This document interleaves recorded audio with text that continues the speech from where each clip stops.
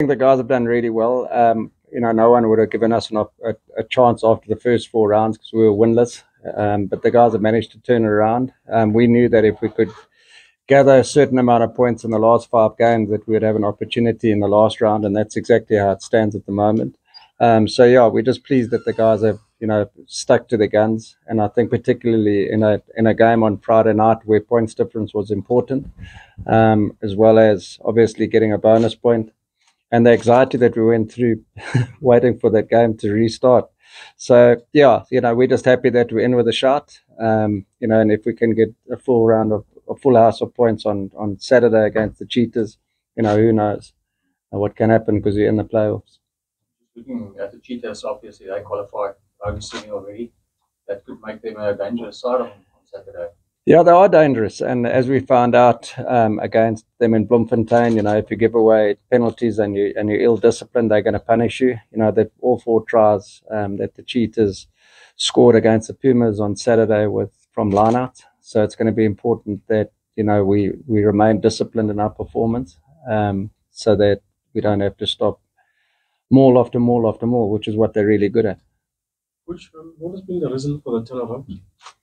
I think obviously, the URC guys and coming off the loss to the Stormers in the quarterfinal was a motivation for them to put in some hard work to try and get some reward at the end of the season. We know how important the Currie Cup is to South African rugby, and we also know how important it is to the players at the Bulls.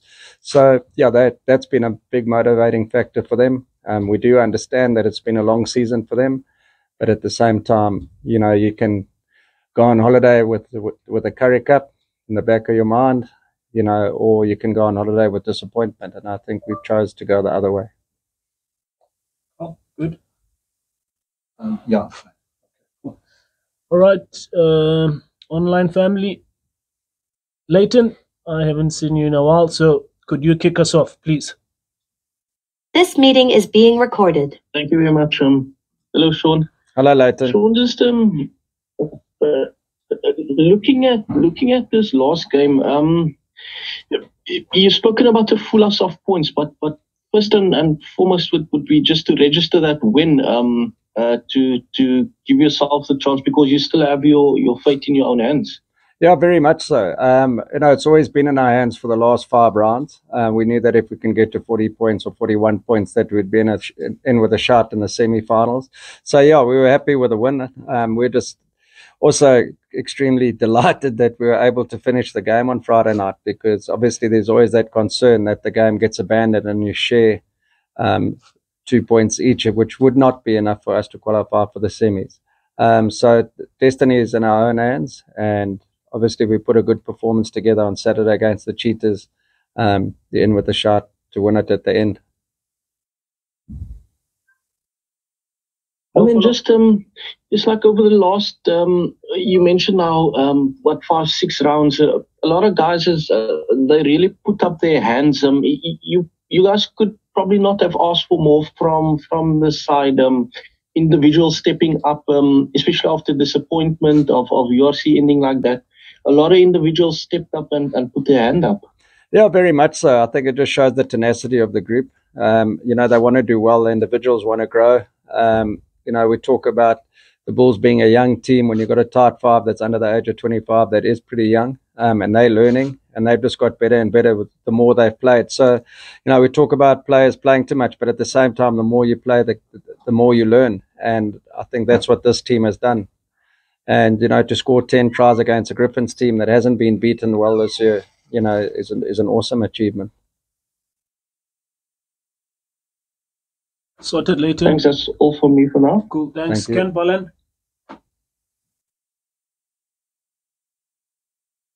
Thanks, Lunga. How's it, Sean? Hi, Ken. Sean, it seems, looking at the log, that if you win, you're in the semis. There's no denying that. But there is a one scenario where if you don't get any points and the Lions win with a bonus point, then they could join you on 36. What's the first tiebreaker then? Is it number of wins or is it points difference? Because the Lions would be 1 win. Yeah, it's points difference. Points difference. Okay. All right. And that's why, obviously on Saturday night it was important for us to finish that game. and it's no disrespect to the Griffins at all, but like I said, we had to put in a good performance to get points difference. We knew that. We didn't quite reach our target. I think we were 12 points short of our target, but we certainly made headways into that deficit. Happy, Ken? Yeah, thank you. Thanks, Sean. Thanks, Lunga. Thank you. Jan? Thank you, Lunga. Thanks, Sean.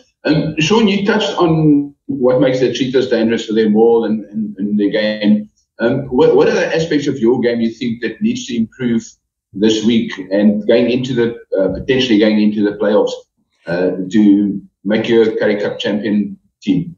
Yeah, I think if you look at, possessions in the 22 and South African teams and the strength that they have around them all, I think discipline is going to be really important so that you don't give them those opportunities in your 22 by them kicking for touch and obviously, playing off their line out. So, that's definitely one. And when you're going into semi-finals and finals, you want disciplined performances because you don't want to leak points because their try, the bonus point doesn't count for tries.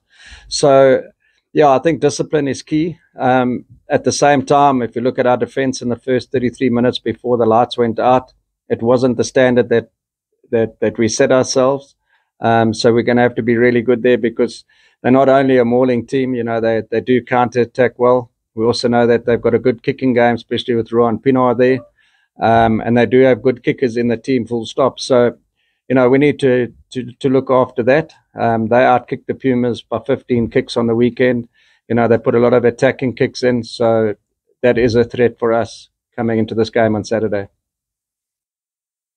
You also touched on the nervous wait for those 3 hours for the game. What did you guys do to get the players to get up? It's so easy for players just to switch off.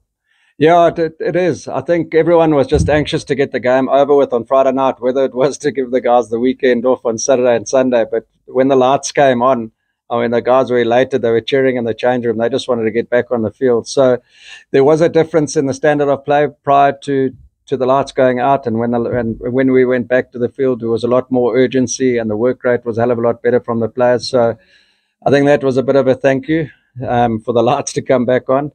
But, the guys sat around and they did sit around in groups. I think the biggest challenge that we faced was, we did have food available, but it was about how much food they could eat because we all know that they are rugby players and waiting from 5 o'clock or 3 o'clock from the pre-match meal all the way through to 8:45 is a long time for them. But, yeah, I thought the guys adjusted well, even though we leaked an early try just through poor defense. We certainly got back and scored the other 7, so well done to the boys. Final one from me, injury-wise, anybody out, anybody in, back? There were some guys that were rested on the weekend, so we do have a full contingent to select from this weekend, and we're just going to have to look and see what combinations are best for us. Fortunately, we don't have any serious injuries from Saturday night. So, that's a massive positive for us going into the next 3 weeks. Cool. Thanks, Jan. Morgan? Thanks, Lunga. Afternoon, Sean. Good afternoon. Sean, how do you guys approach this game? Because I'm sure there's quite a lot of pressure on you. There's, 4 teams playing for 2 spots, and you're going up against a team that have regained their confidence a bit. They've got a good defensive structure, and they almost literally just can be playing to keep their chances of a possible final alive.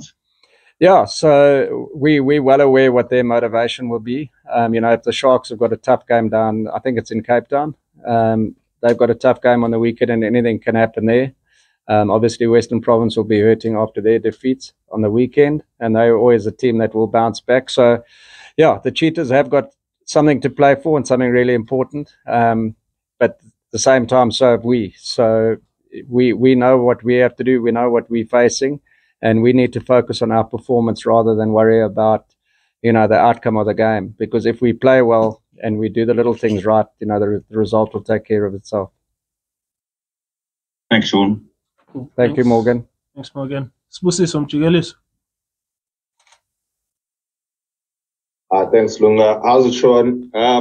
Just on the makeup of the very strong Currie Cup team, you obviously famous for having blooded a lot of youngsters. Do you think there's enough room for young players in this team? I know that the winning is always going to come first, and we've seen a few guys like Keegan Johansson break through. But do you think, you are you not losing a little bit in terms of giving youngsters opportunities at the Bulls? They're under 19. They were under 19 and under 20 champions at some point, so there is talent there. But going so strong, is it not hurting some of the youngsters? Yeah, I wouldn't say it's hurting them because they had quite a few opportunities early in the season. We also know that obviously the amount of games that they've had available to them has been limited. But they have had a fair amount of game time early on in the competition. But when you're under the pump and you want to win a trophy, and the Bulls are a proud franchise when it comes to the Currie Cup, unfortunately you have to make some sacrifices. But in saying that, we have rotated this group around even in the last 5 games. You've seen a young VA Steenkamp play. You've seen Jan Hendrik playing more so now than he did in the URC. So, the youngsters have been blooded, and they've also had that opportunity to put their hands up at training. And what have you made of the talent since you've been at the Bulls, in and around the place? In the past they've traditionally had a lot of good young players break through. I don't need to go through the whole list, but what do you make of what is there at your guys' disposal? Yeah, there's a lot of depth in this group. I think the age is a challenge because you've got older players and you've got very young players. And if you look at a guy like Reinhard Ludwig, who's captain the team in the Currie Cup, I mean, he's still under 21. You look at a young V.A. Steenkamp. You look at a guy like Jan Hendrik Wessel, still under 21.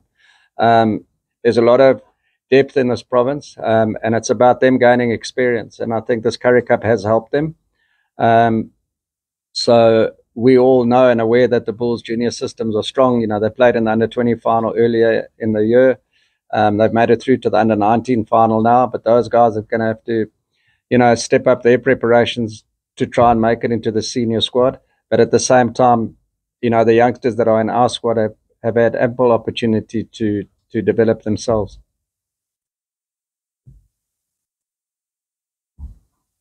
Thanks, Boo. Eileen, set.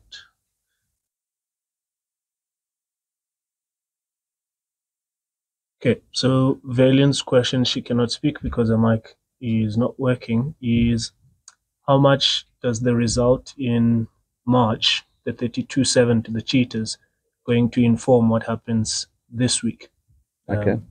Yeah, so it wasn't the result we wanted in Bloemfontein.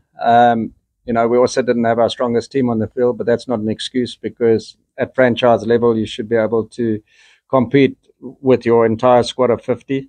So, yeah, the lessons we learned there were, invaluable for us. And obviously we look at that game in isolation when we review and we see where we went wrong. And quite clearly on that day, we gave away 17 penalties and 2 free kicks, which is not good enough if you want to win a game. So, like I said earlier in the presser, that we need to learn from our mistakes, and one of them was our discipline, and we can't give the Cheetahs easy entries into our 22.